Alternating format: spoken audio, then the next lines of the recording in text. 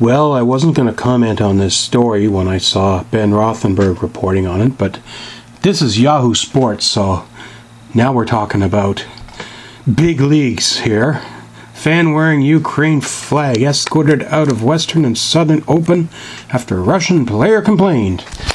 Let's put the camera on me because I have something to say about this. I'm Jennifer McCreath. Today is August 15th, 2022.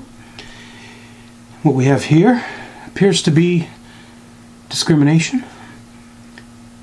A fan sitting at a tennis match in Mason, Ohio, minding her own business with a flag draped around her shoulders, quietly watching a tennis match, and all of a sudden she's asked to leave and is harassed by security, being told that her flag is larger than the allowable as per policy for flags at said tennis tournament.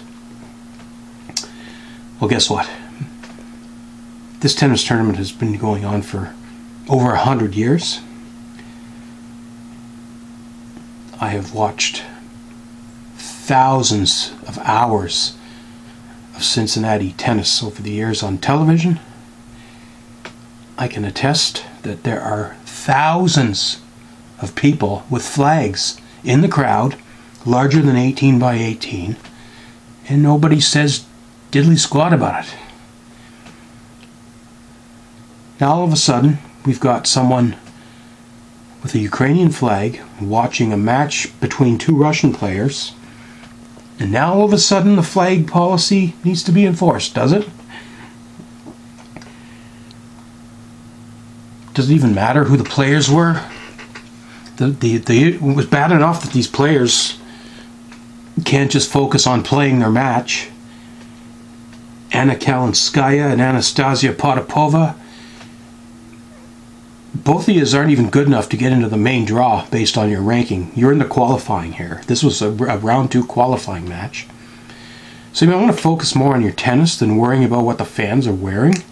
And to this referee, the chair umpire, Morgan Lane, who went and spoke to this fan saying it was not nice, quote, that she was wearing this flag, I guess. She fought back saying it's not nice to invade countries either. And so I'm going to have to call you out. WTA, Cincinnati Tennis Association, Western and Southern Bank, who sponsors the tournament. And I'm specifically going to call out this referee, as well as the security that tried to use this poor excuse to get this person to leave. I get it. Nobody wants protests. I mean, we saw at the French Open what a real protest looked like when a fan ran out onto the court and glued themselves to the net. That I understand is the problem. This person didn't do that, though. This person was merely sitting there in the crowd watching the match. People are saying, well, why is a Ukrainian tennis fan watching two Russian players play? Well, let's take a look at that draw. How many Ukrainians were in the qualifying now?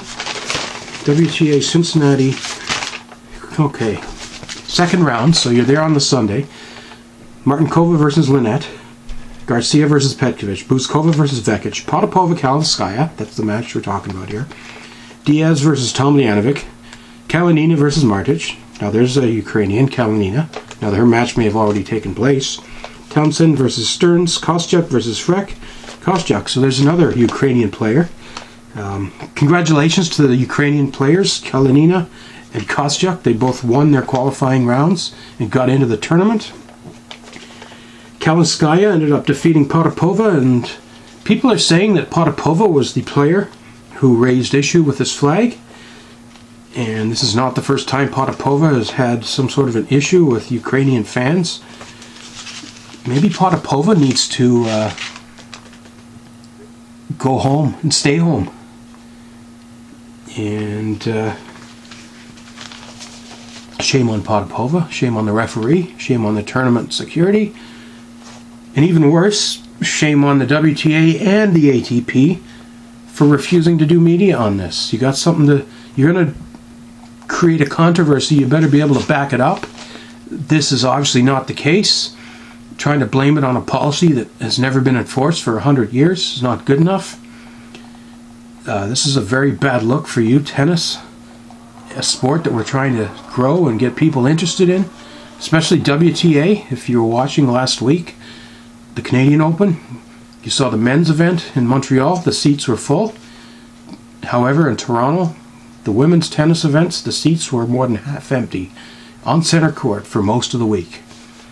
So there's some effort needs to be made here to encourage fans to attend and to watch and to a certain extent participate, vocally cheer and support your favorite players. I get it. We don't want any heckling. We don't want anyone running onto the court. We don't want protests like that, but this is just not right. It's an absolute disgrace and an embarrassment to the sport. And my protest is putting this video up there.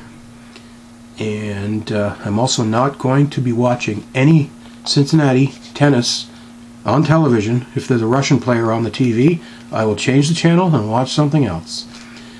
And that's all I got to say about that. If you got a problem with me, then fuck you.